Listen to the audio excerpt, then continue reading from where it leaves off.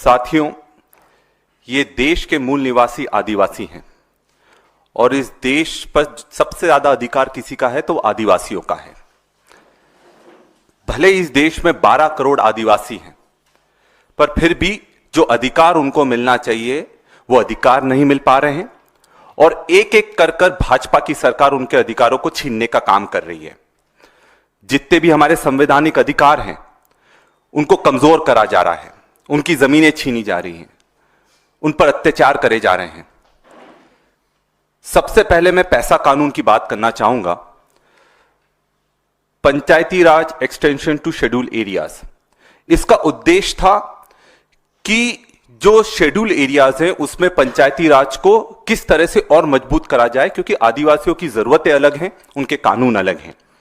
और ये 1996 में भूरिया कमेटी की अनुशंसा पर केंद्र सरकार जब कांग्रेस की थी तब इसको लागू करा गया था पूरे देश में।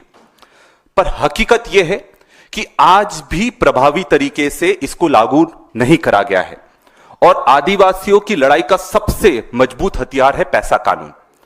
इसमें जो ग्राम सभाओं का अधिकार दिया गया है वो सर्वमान्य है और एक नारा चलता है कि ना लोकसभा ना विधानसभा, सबसे बड़ी ग्राम सभा। यानी पूरा जो स्वशासन होगा वो गांव के माध्यम से होगा, आदिवासियों के माध्यम से होगा। और अगर किसी भी तरह का काम आपको गांव में करना है तो आपको पहले वहां के आदिवासियों से अनुमति लेना पड़ेगी। पर हकीकत यह है कि आज उनसे सलाह तक नहीं ली जा रही है, जबकि उनकी अनुमति लेना चाहिए थी, सलाह तक नहीं ली जा रही है। और लगातार खनन और खनिज जबरदस्त तरीके से पूरे आदिवासी क्षेत्रों में हो रहा है और इस चक्कर में हमारी जमीनें भी छीनी जा रही है, हमारे लोगों को जेल में भी डाला जा रहा है।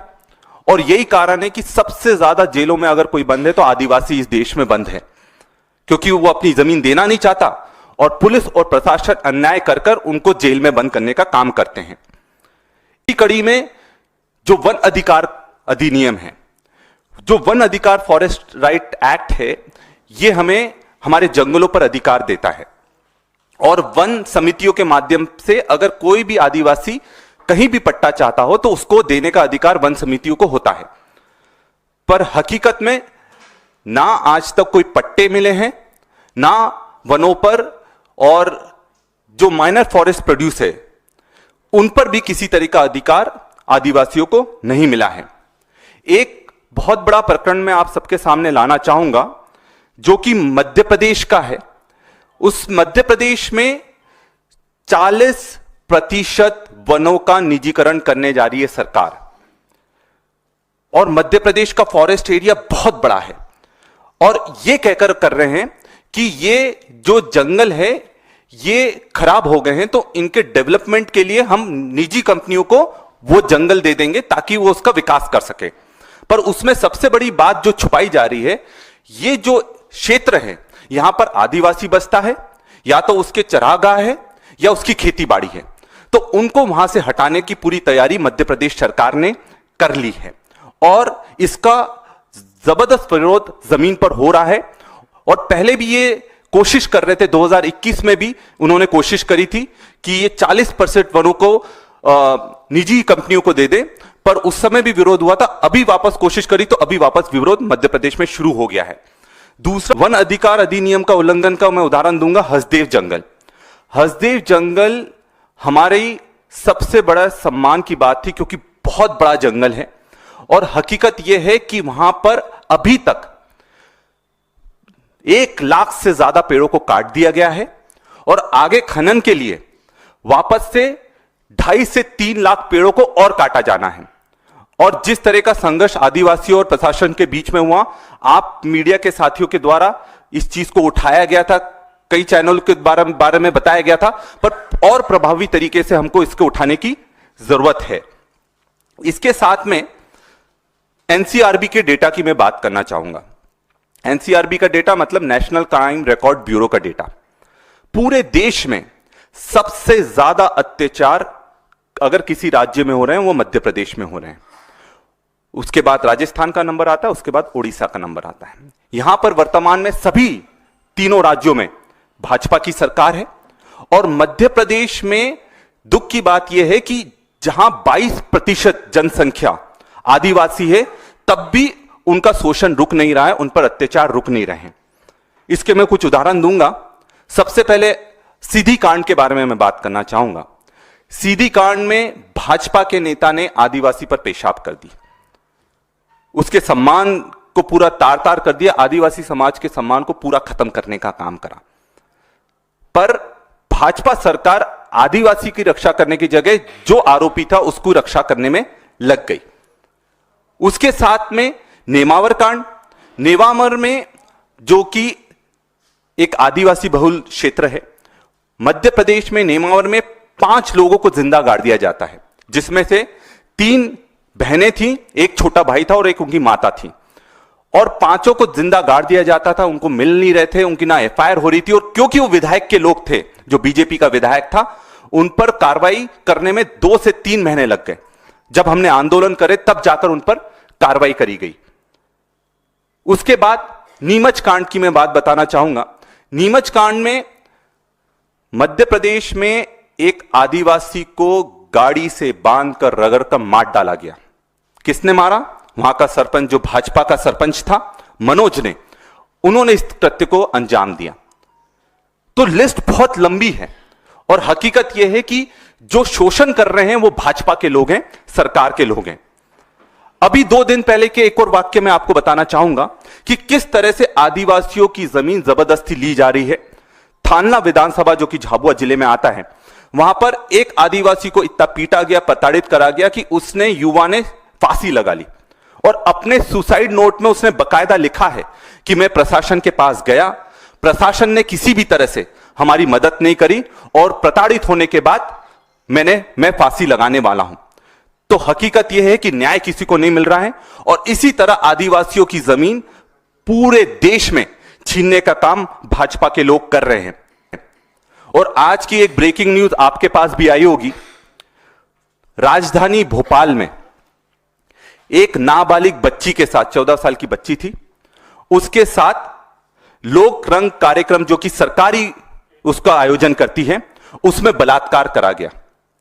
बलात्कार हुआ, उसके बाद उसकी एफआईआर नहीं हो रही थी, क्योंकि राजधानी का मामला था, और बच्ची प्रताड़ित होती रही, फिर भी भोपाल में उसकी एफआईआर नहीं लिखी गई।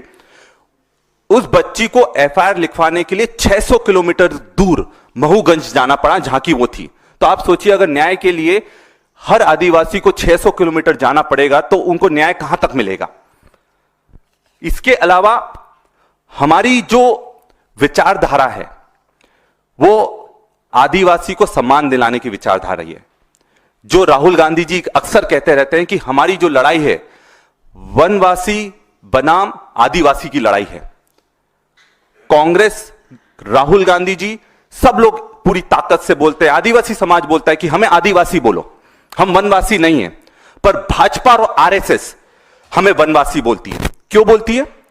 क्योंकि वो ये चाहते हैं कि हम वनों तक सीमित रहें, धीरे धीरे वन खत्म कर दें, उसके बाद हमारा अस्तित्व खत्म हो जाए। हकीकत यह है कि हम मूल निवासी हैं, इस देश के मूल निवासी हैं। ये जल जंगल जमीन हमारी है, ये देश हमारा है, और वो ये हकीकत को स्वीकार भाजपा के लोग नहीं कर पा रहे हैं। आज आदिवासी समाज के डॉक्टर भी बन रहे हैं, इंजीनियर भी बन रहे हैं, नेता भी बन रहे हैं। मैं खुद एक डॉक्टर, एक सर्जन हूं। तो हम अपनी पहचान कोई वनवासी के दम पर हम अपनी पहचान नहीं रखते। हम पढ़ लिख कर आगे बढ़ रहे हैं, और अपने लोगों के अधिकार के लिए लड़ने के लिए हम सशक्त भी बन रहे हैं। पर हमें वनवासी कहकर हमें अपमानित करने का काम भाजपा और आरएसएस बंद करे। अभी की एक मैं वाक्य बताता हूं, क्योंकि आज 3 तारीख है। आज एक टांटिया मामा की मूर्ति लगने वाली थी राघोगढ़ में, जो कि मध्य प्रदेश में आता है। बीजेपी के नेता हर महापुरुष की मूर्ति लगा रहे हैं, पूरे अलग अलग जगह लगा रहे हैं, पर मध्य प्रदेश में टांटिया मामा की मूर्ति लगने के लिए क्यों रोका गया? उस पर पुलिस ने, प्रशासन ने क्यों प्रहार करा? तो क्या यह हमारे महापुरुषों का अपमान नहीं है? विश्व आदिवासी दिवस 9 अगस्त हमारा त्योहार की तरह हम मनाते हैं, क्योंकि वर्ल्ड इंडिजिनस डे है। मतलब देश के, विदेश के, पूरे विश्व के जितने भी मूल निवासी हैं इस त्योहार को बढ़ चढ़कर निभाते हैं। पर हकीकत क्या है? बीजेपी इस त्योहार को मनाने से मना करती है। क्या वो हमें मूल निवासी नहीं मानते हैं? क्या वो हमारे अधिकारों को स्वीकार नहीं करते हैं? मध्य प्रदेश और ऐसे बहुत सारे राज्य हैं जहां पर विश्व आदिवासी दिवस की पहले छुट्टी मिलती थी 9 अगस्त की। भाजपा की सरकार आने के बाद 9 अगस्त की छुट्टी को समाप्त कर दिया गया। ऐसा क्यों करा गया? क्या पीड़ा थी उनको? क्या हमारी संस्कृति को अगर हम मनाते और हमें अगर मूल निवासी बोला जाता है तो वो हमें मानने से मना क्यों करते हैं? और एक और बहुत बड़ी विडंबना है कि बहुत सारी भाषाओं को राष्ट्रीय स्तर पर संवैधानिक रूप से मान्यता मिली है। जो हमारी 8वीं अनुसूची है उसमें 22 भाषाएं ऐसी हैं जिसको राष्ट्रीय स्तर पर मान्यता मिली है। हमारी आदिवासी भाषाओं को क्यों मान्यता नहीं मिलती? हमने काफी लंबे समय से यह संघर्ष करा जा रहा है कि गोंडी भाषा को आप 8वीं अनुसूची में शामिल कीजिए, उसको भी जो राष्ट्रीय भाषाएं हैं, जो 22 भाषाएं उसमें सम्मिलित कीजिए, ताकि हमारे जो बच्चे हैं वो पढ़ लिख कर जब गांव से बाहर निकलें तो उस भाषा के माध्यम से वो पढ़ना लिख कर सीख कर अपने संस्कृति को भी बचा कर रखें और आगे हिंदी भी सीखें, इंग्लिश भी सीखें, दूसरी भाषा भी सीखें, आगे बढ़े। पर हमारी गोंडी भाषा को 8वीं अनुसूची में आधिकारिक राष्ट्रीय भाषाओं में शामिल करना चाहिए। अंत में मैं अपनी जो मांगे, मुख्य मांगे मैं आप सबके सामने रखना चाहूंगा कि सबसे पहले हमारे जो अधिकार हैं उसको सुनिश्चित करा जाए। जन जंगल जमीन पर जो हमारा अधिकार है उसके लिए जो लड़ाई लड़ रहे हैं उसको सरकार स्वीकार करे और लगातार जो जंगलों की कटाई हो रही है, हमारे जमीनों से हमें बेदखल करा जा रहा है। जब कोई बांध बनेगा तो विस्थापित कौन होगा? आदिवासी होगा। जब कोई जंगल कटेगा तो विस्थापित कौन होगा? आदिवासी होगा। जब कोई खनिज संपदा मिलेगी विस्थापित कौन होगा? आदिवासी होगा। उसके बदले में हमें मिला क्या? सिर्फ तिरस्कार। ना जमीन मिली, ना सम्मान मिला। और एक हकीकत आप सबसे मैं साझा करना चाहूंगा, जिस आदिवासी के पास जमीन नहीं रहती है उसका अस्तित्व खत्म हो जाता है। तो हमारा यह कहना है कि हमारा अस्तित्व की लड़ाई है। अगर हमारी जमीन है तो उसका अधिकार हमको मिलना चाहिए।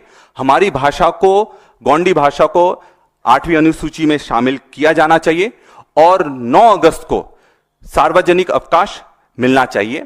यही मैं आपके सामने अपनी बात रखना चाहता था। आप सबका बहुत बहुत धन्यवाद। जय जौहर, जय संविधान।